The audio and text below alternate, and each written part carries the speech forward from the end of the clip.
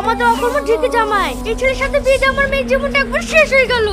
আসো বাপ, ঘরে আসো। আপনার সাথে আমার একটু দরকার ছিল। কি দরকার বুঝতে পারছো না? দেখো আমার টাকা লেগে এসছে, একটা কাজ করবে না কিছু না, সারাদিন ঘুরে ঘুরে বেড়াবে। তুমি তোমার শাশুড়ির কথা কিছু মনে করে না বাপ। আমি এমনি আপনাদেরকে দেখতে আসলাম। শিক্ষিত ছেলে চাকরি পাবে বলে বিয়ে দিয়ে আজ আমার মেয়ের জীবনটা শেষ করে দিচ্ছো। যদি একটা বিদেশের ছেলের সাথে বিয়ে দিত তাহলে আমার মেয়ে একটু হলে সুখ পেতো। জামাই, তুমি যেও না জামাই।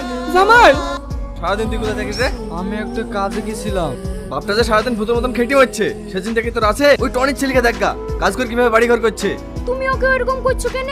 তো চাকরির পিছনে দিনরাত খাটছে। ক্রিকেট ভূত মাথা থেকে নামি কিছু একটা কাজ করতে বলো, না হলে কিন্তু আমি ওকে আলাদা করে দেবো। এই বুঝ আমি আর টানতে পারছি না। তোমাকে যে জিনিসটা আনতে বলেছিলাম সেটা এনেছো? আমার কাছে এখন টাকা নেই। আমি ওসব কিছু জানিনি, আমার যেটা চাই তো চাই। তুমি এভাবে দুদিন করে আমাকে একটা জিনিসও কিনে দাও না। তুমি বউকে কোনো জিনিস কিনে দিতে পারবে না তো তোমাকে বিয়ে করতে কে বলেছিল? তোমার মধ্যে যে আমি বেঁচে থেকে মরে যাওয়া অনেক ভালো। আমাকে নিয়ে তোমাদের যখন এত সমস্যা, তাহলে এই বাড়িতে তোমরাই থাকো, আমি চলে যাচ্ছি। ছেলে নামে কলঙ্ক, সব ছেলে বেঁচে থাকার থেকে মরে যাওয়া অনেক ভালো। সামান্য 2 টাকা উপার্জন করতে পারিনি বলে আমি কারোর কাছে মানুষই না। তুই যে আমাদের কোম্পানিতে ইন্টারভিউ দিছিলি সেখানে তুই পাশ করেছিস, ফেলে তোর অ্যাপয়েন্টমেন্ট লেটার, কালকেই জয়েন কর। বাবু, আমার এখন লাখখানেক টাকা লাগবে। আমি এখন অত টাকা কোথায় পাবো? তুই যে এত টাকা ইনকাম করছিস, সেসব টাকা কি করছিস? দেখো আব্বা, আমি যে ইনকাম করি সবই এই সংসারে খরচ করছি। আমার কাছে এখন কিচ্ছু নাই।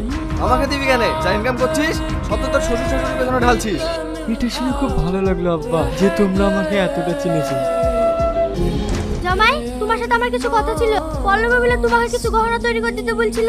আমি এই মুহূর্তে সোনা গহনা তৈরি করে দিতে পারবো না, আমি ঠিক সময় তৈরি করে দেবো। ও আমাকে সোনার গয়না করে দিবে কেন? সব পয়সা তোর বাপ মার পেছনে ঢালছে।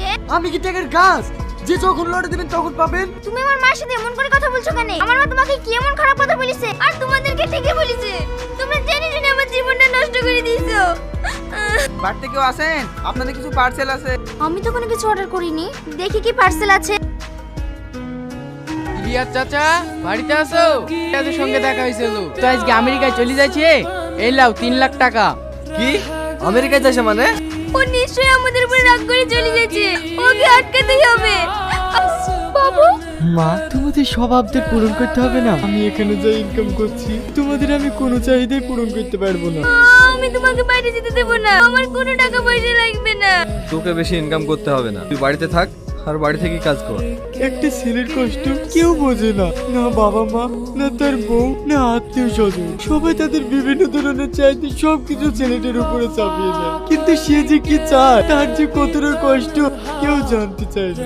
কোনোদিন শুনেছো যে একটা মেয়ে সংসারে চাপে পড়ে হার্ট অ্যাটাক করে মারা গেছে? যত হার্ট অ্যাটাক করে মরেছে সব ছেলেরা। এর পেছনে কারণ কি জানো? অতিরিক্ত ফ্যামিলির চাপ আর তোমাদের নিত্য নতুন চাহিদা, সেটা পূরণ করতে গিয়ে একটা ছেলের জীবনটাই শেষ হয়ে যাচ্ছে। তুই আমাকে ক্ষমা করে দিস, আমি আর কোনোদিন কোনো কিছুর জন্য তোকে চাপ দেবো না। আমার আর কোনো কিছু দরকার নেই।